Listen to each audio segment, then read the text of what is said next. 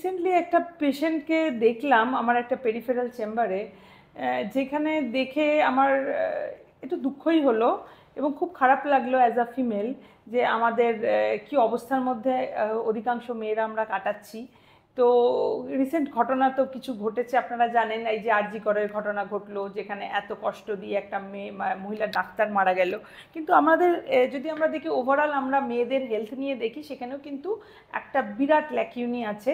তো সেই ক্ষেত্রে অ্যাজ আ গাইনোকোলজিস্ট যারা আমরা ফিমেল হেলথকে প্রমোট করি, তো আমি ভাবলাম যে এই ভিডিওটা করা আমার খুব উচিত সবার কে জানানোর জন্য। তো তার মধ্যে এই যে ডিজিজটা নিয়ে বলবো তাকে বলা হয় জেনিটাল ওয়ার্ট। ওয়ার্ট কি? একটা ভাইরাল ডিজিজ। কোথায় হয়? তোমার বাচ্চা হওয়ার রাস্তা, যেটা তুমি বাইরে থেকে দেখতে পাচ্ছ, সেখানেই দেখা যায় কিরকম একটা গ্রোথ। এটাকে আমরা বলি কলিফ্লাওয়ার বা ফুলকপির মতো গ্রোথ, মানে নর্মাল একটা ছোট্ট ফোস্কার মতো না, একটা ফুলকপির যেরকম মাল্টিপল একটা ফুলের মতো গ্রোথ, সেই রকম গ্রোথ। এবং এর একটা সিমটম তো প্রচণ্ড আছেই, তার সাথে একটা লং স্ট্যান্ডিং ব্যাড ইফেক্টেরও প্রশ্ন আসছে এখানে, এবং ক্যান্সারেরও কারণ হয় এই ওয়ার্ড। তো এই জেনিটাল ওয়ার্ড যেটা সেক্সুয়ালি ট্রান্সমিটেড হয়, অর্থাৎ হাজব্যান্ড ওয়াইফের মধ্যে যাতায়াত করে। দেখো, নর্মাল মনোগ্যামাস রিলেশনশিপ, একজন পুরুষ একজন মহিলার সাথে থাকছে, তাতে কিন্তু এটা হওয়ার সম্ভাবনা কমই থাকে, এটা তো এমনি এমনি আসছে না। কিন্তু যেখানে মাল্টিপল সেক্স পার্টনার আছে, সেখানে একজনের থেকে বা এই রকম যাদের হ্যাবিট আছে প্রমিসকিউটি, সেই ক্ষেত্রে কিন্তু এটার চান্সেস খুব হাই থাকে এবং হলে, এবং সেটার খুব কষ্ট। তো এটা কি দেখলাম, আমার চেম্বারে একটি পেশেন্ট এসেছিল যার বয়স মাত্র ওই 19 বছর, এবং তার অলরেডি দুটো বাচ্চা নষ্ট হয়ে গেছে। অনেক আর্লি এজে বিয়ে হয়েছে, ধরো ওই 16 বছরে বিয়ে হয়েছে, তার মধ্যে দুটো বাচ্চা নষ্ট হয়ে গেছে। বাট সে বেচারা এখন কষ্ট নিয়ে এসেছিল যে ডাক্তারবাবু আমার এখন বাচ্চার চাইতেও বড় দরকার, আমার খুব কষ্ট হচ্ছে, ওই পেচ্ছাপের রাস্তার কাছে আমার খুব চুলকাচ্ছে, কষ্ট হচ্ছে।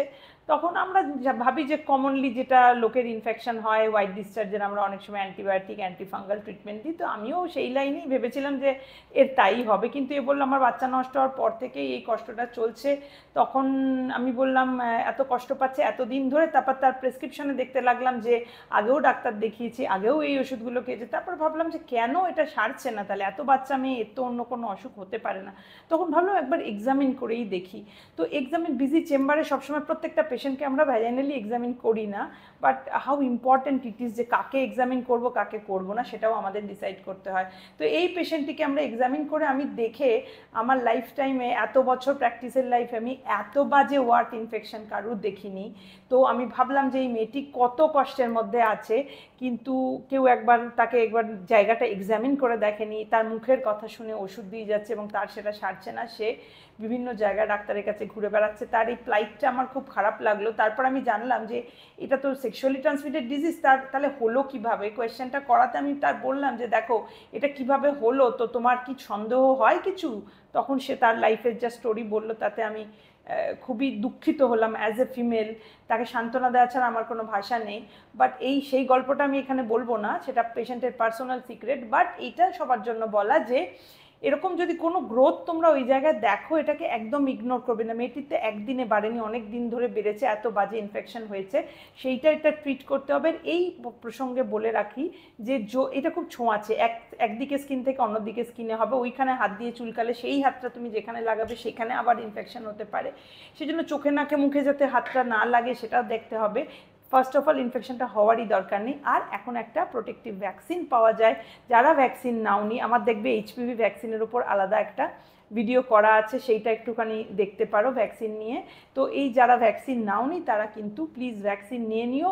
এটা যে জেনিটাল ওয়ার্ডস, যে কোনো ওয়ার্ড থেকেই তোমার এইচপিভি ভ্যাকসিন নিলে তোমার মুক্তি পাবে, যার মধ্যে ওয়ার্ডগুলো যেখানে ক্যান্সারের কারণ, cervical cancer, vaginal cancer, vulval cancer, সব কিছুর উপর একটা রোল আছে। সেইটাকে যদি আগে আমরা প্রিভেন্ট করতে পারি হওয়াটা, তাহলে তো তোমার একটা বোনাস পয়েন্ট হলো। তো সেই জন্য ভ্যাকসিনটা নিয়ে নেওয়া খুব জরুরি। আমাদের গাইনোকোলজিস্ট যারা কাছাকাছি, গাইনোকোলজিস্টের কাছে চেম্বারে যোগাযোগ করো, নিশ্চয়ই পাবে। এবং গভর্নমেন্ট অফ ইন্ডিয়া এখন ইন্ডিয়ান মেড ভ্যাকসিনও প্রমোট করছে, এবং এটা খুব শীঘ্রই সব হাসপাতালে রোল আউট করতে শুরু করবে।